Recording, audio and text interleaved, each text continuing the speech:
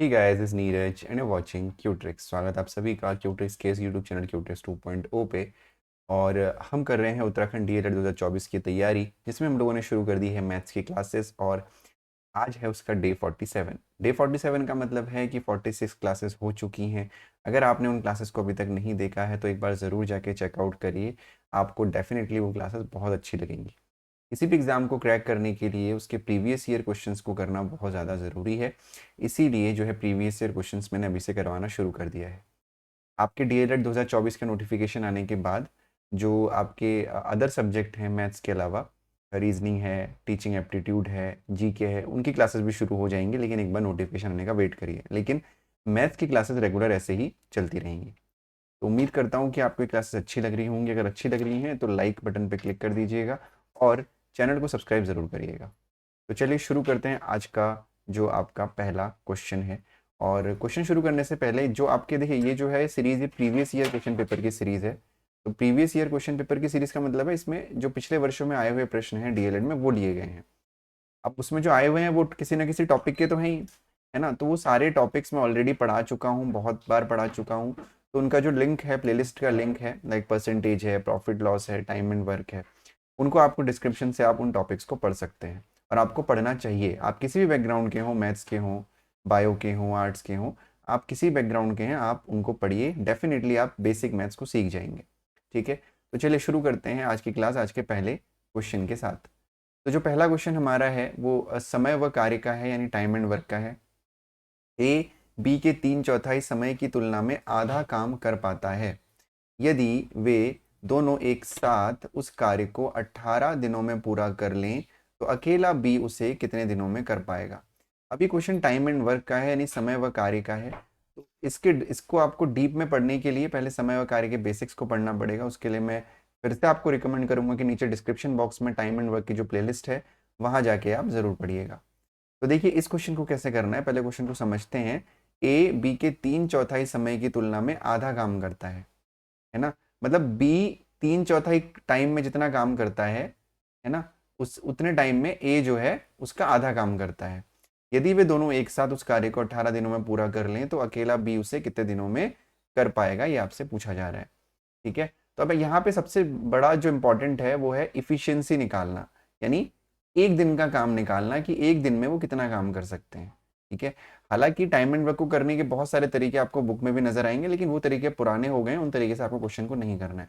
तो सिंपली देखिए, बी के 3/4 है ना, बी के 3/4 यानी बी इंटू 3/4, ये किसके बराबर होगा, ए जो है उसका आधा काम कर सकता है, यानी ए इंटू 1/2।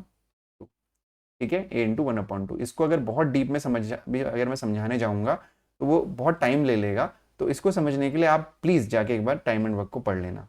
ठीक है, तो ये हो जाएगा। अब इसको सॉल्व करेंगे तो इसको अगर हम सॉल्व करेंगे तो ये हो जाएगा आपका 2 से कट जाएगा, 2 2 4। ठीक है, तो ये हो जाएगा बेसिकली आपका b into 3 is equals to a into. ठीक है, ये हो गया, यानी b की जो इफिशियंसी है वो 3 है और जो a की इफिशियंसी है वो 2 हो गई। ठीक है, अब हमें क्या करना है, ये जो टाइम एंड वर्क के क्वेश्चंस हैं ये कैसे कराए जाते हैं। देखिए, a हो गया और b हो गया। यहाँ पे है नंबर ऑफ डेज, यानी कितने दिनों में काम अकेला, यानी ए अकेला पूरे काम को कितने दिन में करेगा, बी अकेला कितने दिन में करेगा, वो इस लाइन में आएगा। इस लाइन में इनकी इफिशियंसी आएगी। इफिशियंसी का क्या मतलब है, इफिशियंसी का मतलब है कि एक एक दिन में वो कितना काम कर पा रहा है। ठीक है, और यहाँ पे a प्लस बी में लिख देता हूँ। तो बहुत ध्यान से देखना क्या मैं करने जा रहा हूँ, अगर आप उसको पढ़ोगे तो आपको ज़्यादा समझ में आ जाएगा। तो a और b हो गया, a प्लस बी हो गया। तो क्या दिया है कि a और b दोनों मिलकर किसी काम को 18 दिनों में पूरा कर सकते हैं। तो जो ये वाली लाइन होती है ये उसी लिए होती है कि पूरा काम कितने दिनों में किया जाएगा। यहाँ पे क्या आएगा कि ए द्वारा पूरा काम कितने दिनों में किया जाएगा, यहाँ पे क्या आएगा बी द्वारा पूरा काम कितने दिनों में किया जाएगा, यहाँ पे क्या आएगा ए प्लस बी द्वारा काम कितने दिनों में किया जाएगा। तो ए प्लस बी द्वारा जो काम है वो 18 दिन में किया जा रहा है। ठीक है, 18 दिन में किया जा रहा है। अब हमें क्या निकालना है कि बी उसे कितने दिनों में कर पाएगा।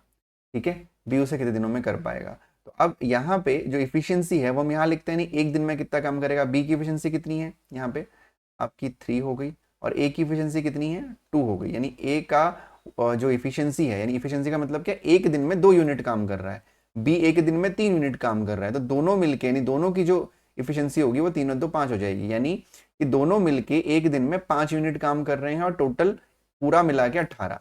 तो इसको मल्टीप्लाई कर देते हैं, 18 पंजे 90, यानी जो टोटल वर्क है हमारा वो 90 है। मुझे पता है कई लोगों को इसमें दिक्कत हो रही होगी, तो टाइम एंड वर्क को पढ़िए अच्छे से, वहां से आपको क्लियर हो जाएगा। ठीक है, 18 5 90 आपका ये हो गया। तो 90 है आपका टोटल वर्क। इसको आप ऐसे समझ सकते हो कि 90 पेज पढ़ने हैं। तो 90 पेज पढ़ने हैं तो ए एक दिन में 2 पेज पढ़ सकता है, बी एक दिन में 3 पेज पढ़ सकता है, दोनों मिलके एक दिन में 5 पेज पढ़ सकते हैं। ठीक है, और ए प्लस बी जो है 18 दिन में पूरा काम अगर कर सकते हैं, तो ये 5 वहीं ये 90 कैसे आया, हमने दोनों को मल्टीप्लाई कर दिया कि भाई ए और बी दोनों मिलके अगर 18 दिन में काम पूरा कर लेंगे तो 18 5 से आपका 90 हो गया। ठीक है, तो अब ये अगर 90, जैसे यहाँ पे 18 कैसे आया होगा, 90 को हमने 5 से डिवाइड किया तो 18 आ गया। तो ये वाला नंबर कैसे आएगा, जब 90 को हम 3 से डिवाइड करेंगे यानी 30। ये वाला नंबर कैसे आएगा, जब 90 को हम 2 से डिवाइड करेंगे यानी 45। यानी ए उस पूरे काम को 45 दिनों में कर सकता है, बी उस पूरे काम को 30 दिनों में कर सकता है, और ए प्लस बी का तो हमें दिया ही हुआ है। तो मैं आंसर निकालना था कि बी उसे अकेले कितने दिनों में करेगा, तो बी उसे अकेला 30 दिनों में पूरा कर सकता है। मैं रिकमेंड करूंगा कि जिनको ये समझ में नहीं आया है वो पहले टाइम एंड वर्क का बस पहली क्लास पढ़ लो, जो फर्स्ट क्लास है ना वो पढ़ लो, उसी में आपको समझ में आ जाएगा पूरा। ठीक है, अगला क्वेश्चन देखते हैं। एक संख्या को जब 49 से विभाजित किया जाता है तो उसका शेषफल 32 आता है। तदनुसार यदि उसे 7 से विभाजित किया जाए तो शेषफल कितना होगा। ध्यान से समझिएगा, एक संख्या को जब 49 से विभाजित किया जाता है तो उसका शेषफल 32 आता है। तदनुसार यदि उसे 7 से विभाजित किया जाए तो शेषफल क्या होगा। इंग्लिश वाले समझ लीजिए, कोई नंबर है, हमें नहीं पता कौन सा नंबर है, उसको अगर हम 49 से डिवाइड करते हैं तो जो हमारा रिमाइंडर बचता है वो 32 बचता है। ठीक है, जो रिमाइंडर बचता है वो 32 बचता है। तो अगर उसे हम उसी नंबर को, जो नंबर हमें नहीं पता है, अगर उस नंबर को हम 7 से डिवाइड करें, अगर उस नंबर को हम 7 से डिवाइड करें तो हमारा शेषफल कितना बचेगा, यानी रिमाइंडर कितना बचेगा, ये हमसे पूछा जा रहा है। देखो, अब इस क्वेश्चन को करने के बहुत सारे तरीके हो सकते हैं, लेकिन मैं आपको ऐसा तरीका बताऊंगा जो हर किसी मेथड में काम आएगा। एक फॉर्मूला आपको याद रखना है, इंग्लिश में मैं यहाँ पे लिख रहा हूं कि dividend dividend is equals to divisor. ठीक है, divisor into quotient plus remainder. ये क्या होता है समझने के तौर पे, जैसे कि हम भाग देते हैं किसी चीज को, जैसे कि मैंने 4 से भाग दिया 13 को, तो आ गया 4 तियां 12, 4 3 12, रिमाइंडर 1 आया।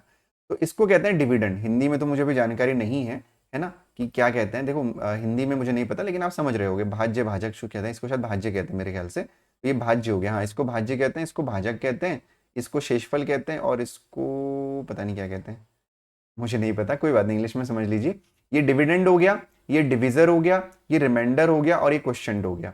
ठीक है, तो डिविडेंड इज इक्वल टू यानी 13 इज इक्वल टू डिविजर यानी 4 इंटू क्वोशिएंट यानी 4 तियां 12 प्लस रिमाइंडर। तो ये फॉर्मूला होता है किसी भी एक डिवीजन में।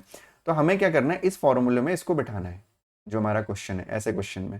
ठीक है, आप क्वेश्चन का टाइप भी याद रख सकते हो, क्योंकि जो आपका डीएलएड की परीक्षा है पिछले वर्षों के, अगर आप लोगों ने लास्ट, जैसे आज 47 क्लास है तो आपने 46 क्लासेस अगर देखी हैं तो आप देख पाओगे कि जो क्लासेस हैं, जो क्वेश्चंस हैं वो कई बार रिपीट होते हैं, एक जैसे क्वेश्चन आते हैं, तो आप क्वेश्चन का टाइप भी याद रख सकते हो।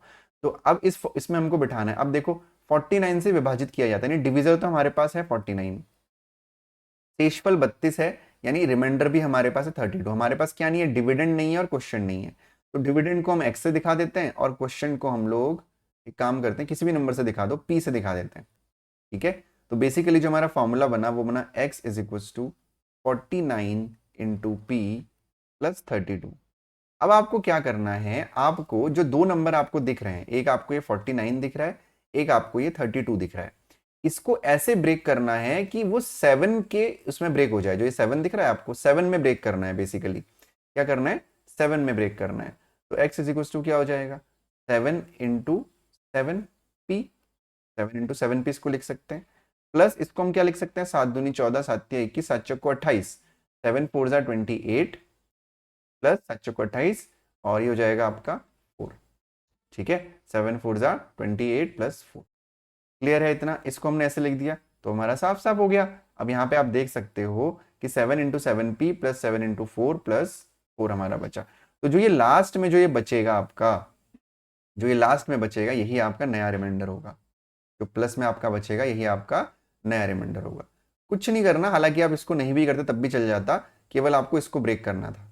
ठीक है, लेकिन दोनों ब्रेक होने चाहिए, तो 7 × 4 + 4 आपका हो गया रिमाइंडर। इतना क्लियर है सभी को? बहुत आसान क्वेश्चन था, बिल्कुल भी डिफिकल्ट नहीं था। ठीक है, किसी को डाउट है तो कमेंट सेक्शन में बताइएगा, हो सकता है डाउट हो, है ना। अगला क्वेश्चन देखते हैं। नेक्स्ट क्वेश्चन है हमारा, अपनी सामान्य गति के 6/7 गति से चलने पर एक व्यक्ति 12 मिनट देरी से पहुंच पाता है। तदनुसार उसे सामान्य गति से चलने पर गंतव्य पर पहुंचने में कितना समय लगेगा। ठीक है, तो ये जो क्वेश्चन है वो स्पीड टाइम डिस्टेंस का क्वेश्चन है। देखिएगा ध्यान से, अभी क्वेश्चन हमसे क्या कह रहा है, ये क्वेश्चन हमसे कह रहा है कि अगर एक व्यक्ति अपनी नॉर्मल स्पीड से चल रहा है ना, तो वो एक एग्जैक्ट टाइम पे पहुंचेगा। लेकिन अगर उसने अपनी स्पीड कम कर ली, यानी उसने अपनी स्पीड 6/7 कर ली, तो उसको 12 मिनट की देरी हो जा रही है। तो आपको क्या समय निकालना है, जो नॉर्मल टाइम है, वो नॉर्मल टाइम जब वो अपनी नॉर्मल स्पीड से चल रहा था तो वो टाइम क्या होगा, ये आपको बताना है। ठीक है, तो अब यहाँ पे हमको ये समझने वाली बात है कि जो दोनों टाइम हैं, जब वो नॉर्मल टाइम पे पहुंचा और उसने जब नॉर्मल स्पीड का अपने 6/7 उसने कर लिया, तो उसको कितना टाइम लेट लगा, 12 मिनट। यानी दोनों टाइम का जो डिफरेंस है वो आपका 12 मिनट का डिफरेंस है, 12 मिनट का डिफरेंस।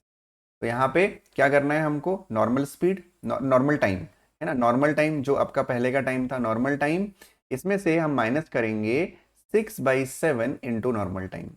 ठीक हो गया, नॉर्मल टाइम क्या है, जिस पे वो अपनी कांस्टेंट स्पीड में बढ़ा, इज इक्वल टू कितना है, 12 मिनट। कितना है, 12 मिनट। ठीक हो गया इतना। तो अब यहाँ पे हम लोग नॉर्मल टाइम को कॉमन ले सकते हैं, नॉर्मल टाइम हमने कॉमन ले लिया तो ये हो जाएगा 1 - 6/7 इज इक्वल टू 12 मिनट। ठीक है, तो normal time is equal to हो जाएगा आपका, इसको सॉल्व कर लेते हैं पहले, इसको पहले सॉल्व कर लेते हैं। तो ये हो जाएगा इनटू में 7 × 1 = 7 - 6 यानी 1/7 इज इक्वल टू 12 मिनट। ठीक है, यानी जो नॉर्मल टाइम है एक्चुअली जो हमको कैलकुलेट करना है वो कितना है, 12, ये 7 यहाँ मल्टीप्लाई में है, सॉरी डिवीजन में है, तो इधर आके मल्टीप्लाई हो जाएगा, 12 × 7 मिनट। तो ये आपका कितना हो जाएगा, ये आपका हो जाएगा 12 7 = 84, 12 7 = 84 मिनट। ठीक है, तो 84 मिनट समय शुरू में उसको लगा होगा। अगर इसको घंटे और सेकंड में आपको चेंज करना है या घंटे और मिनट में आपको चेंज करना है, तो देखो 84 को आप क्या लिख सकते हो, 84 को आप लिख सकते हो 84 लिखा हुआ है, तो 84 को आप लिख सकते हो 60 + 24, यानी 60 मिनट + 24 मिनट, यानी 1 घंटा 24 मिनट उसको लगेगा अगर वो नॉर्मल टाइम से अपने चलेगा। ठीक है, क्लियर है। थोड़ा सा लाइट का प्रॉब्लम था, इसलिए मेरी विजिबिलिटी इस क्वेश्चन से हाइड हो गई है। ठीक है, तो चलिए अब हम लोग बढ़ते हैं अगले क्वेश्चन की तरफ। तो मैं भी अपनी विजिबिलिटी को इनेबल कर देता हूँ यहाँ पे। ठीक है, तो जो अगला क्वेश्चन है हमारा वो है, एक साइकिल का पहिया 500 चक्कर पूरे करने में 11 किलोमीटर चलता है, तद अनुसार उस पहिए का व्यास कितना होगा। इंग्लिश वाले समझ लीजिए, अगर एक साइकिल का जो व्हील है वो 500 पूरा सर्कल करने में 11 किलोमीटर चल रहा है, तो आपको डायमीटर व्यास बताना है, यानी डायमीटर बताना है। बेसिकली डायमीटर क्या होता है, देखो ये हमारा सर्कल हो गया। ठीक है, ये सर्कल है, तो इस सर्कल में यहां से लेके यहां तक तो इसको हम रेडियस कहते हैं, त्रिज्या कहते हैं। जब त्रिज्या का डबल कर देते हैं तो उसको हम व्यास कहते हैं या डायमीटर कहते हैं, वो हमको निकालना है। तो इसको समझाने के लिए मैं आपको समझाना चाहूंगा, साइकिल वाले क्वेश्चन जनरली पूछे जाते हैं और इसमें कई लोगों को कंफ्यूजन भी होता है, तो कंफ्यूज होने की जरूरत नहीं है। ठीक है, ध्यान से समझिएगा, पहिए के चक्कर लगाने का क्या मतलब है, क्या तात्पर्य है, वो हमको समझना है। ठीक है, उसको समझाने के लिए मैंने यहाँ पे एक पेपर को फोल्ड करके एक पहिया बनाया हुआ है, एक वेस्ट पेपर का। देखना ध्यान से, दिख रहा है सभी को, विजिबिलिटी है ना, देखो ये आपके सामने एक पेपर है, ये थोड़ा सर्कल नहीं बन पाया, समझ लो कि एक व्हील है, ये एक व्हील है। ठीक, अब इस व्हील के एक राउंड का क्या मतलब है, एक चक्कर पूरे करने का क्या मतलब है, हम इस व्हील का एक इनिशियल पॉइंट मान लेते हैं कि ये वाला जो पॉइंट है इसका इनिशियल पॉइंट है, ये वाला। ठीक है, जहां पे मेरा पेन रखा हुआ है ये इसका इनिशियल पॉइंट है। तो अगर मुझे इस व्हील को चलाना है, जैसे कि मान लीजिए एक मेरे पास ये स्केल मैं ले लेता हूं, स्केल से क्या होगा, स्केल से मान लेते हैं कि रोड है हमारी, दिख रहा है ना सभी को, ये रोड है हमारी। तो इनिशियल पॉइंट मैं इस बार ये वाला मान रहा हूं, तो ये इसका इनिशियल पॉइंट है, ये पहिया यहाँ पे रखा हुआ है, पहिया इनिशियल पॉइंट है, घूमा पहिया, घूमा पहिया, घूमा पहिया, घूमा पहिया, घूमा, घूमते घूमते पहिया फिर वापस अपने इनिशियल पॉइंट पे आ गया। तो एक रोटेशन, एक पहिए के एक रोटेशन का क्या मतलब हुआ, एक पहिए के एक रोटेशन का मतलब हुआ दूरी, यहां से लेके यहां तक की दूरी, यानी सरकमफेरेंस, यानी 2πr। एक सर्कल का सरकमफेरेंस क्या होता है, 2πr होता है, समझ में आया। एक पहिया जब एक रोटेशन पूरा कर रहा है तो वो यहां से लेके यहां तक चल रहा है, यहाँ से लेके यहाँ तक चल रहा है, क्या मतलब है? अगर मैं इस व्हील को सीधा कर दूं, अगर मैं इस व्हील को सीधा कर दूं जो आपको दिख रहा है सीधा, तो इसका मतलब यहां से लेके यहां तक की दूरी इसकी क्या होगी? सरकमफेरेंस होगी, यानी जो परिधि कहते हैं हिंदी में, परिधि होगी, है ना? देखो फिर से मैं इसको व्हील बना दे रहा हूं, तो ये परिधि हो गई यहां से लेके यहां तक, यानी एक रोटेशन में एक पहिया अपनी परिधि के बराबर चलता है। इतना तो क्लियर हो गया कि एक रोटेशन में एक पहिया अपनी परिधि के अकॉर्डिंग चलता है, परिधि के बराबर चलता है, यानी अपनी सरकमफेरेंस के बराबर चलता है। तो हमें सबसे पहले क्या करना है, यहाँ पे 11 किलोमीटर को मीटर में हम चेंज करेंगे। ध्यान से देखिएगा, 500 चक्कर 11, देखो तो हमें क्या करना है कि एक चक्कर यानी 500 रोटेशन में एक पहिया चल रहा है 11,000 मीटर। 11,000 मीटर मैंने इसको कन्वर्ट कर दिया, एक किलोमीटर में 1000 मीटर होते हैं, तो 11 किलोमीटर में 11,000 मीटर हो गया। तो 500 रोटेशन में अगर कोई पहिया 11,000 मीटर चल रहा है, तो वन रोटेशन में कितना चलेगा? 11,000 अपॉन 500 मीटर चलेगा। इसको मैं कट पीट अभी नहीं कर रहा हूं, ठीक है? तो वन रोटेशन में इतना चलेगा, ठीक है, वन रोटेशन में इतना चलेगा।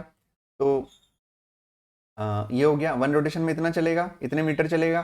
तो वन रोटेशन का क्या मतलब होता है? वन रोटेशन का मतलब होता है इसकी सरकमफेरेंस, यानी इसकी परिधि। और इसकी परिधि किसके बराबर होगी? 2πr के बराबर इसकी परिधि होती है, यानी 2πr बराबर कितना है? 11000 अपॉन 500, ठीक है? तो अब यहाँ पे 2π को आप इधर ले जाइए और r को यहीं रहने दीजिए, क्योंकि आपको रेडियस निकालनी है। तो रेडियस हो गया आपका 11000 अपॉन 500 इंटू 2π, ठीक है? तो r इज इक्वल टू हो जाएगा आपका 11,000 अपॉन 500 इंटू 22 इंटू, यहाँ पे 2 तो नीचे रहेगा ही रहेगा, और पाई की वैल्यू ऊपर 7 आ जाएगी। पाई की वैल्यू 22/7 होती है ना, तो 2 जीरो से 2 जीरो हमने यहाँ पे काट दिए, और 5 से आपका ये कट गया 22 बार, 22 से 22 कट गया, तो ये हो गया 7/2, यानी रेडियस हो गया आपका 7/2। 7/2 हो गया रेडियस। तो अच्छा, आपसे सेंटीमीटर में पूछा हुआ है, ठीक है, ध्यान रखिएगा। तो ये तो मीटर में आया ना, क्योंकि हम मीटर में निकाल रहे हैं। तो एक मीटर में कितने सेंटीमीटर होते हैं? 100 सेंटीमीटर होते हैं, है ना? तो यानी r इज इक्वल हो जाएगा 700/2 सेंटीमीटर।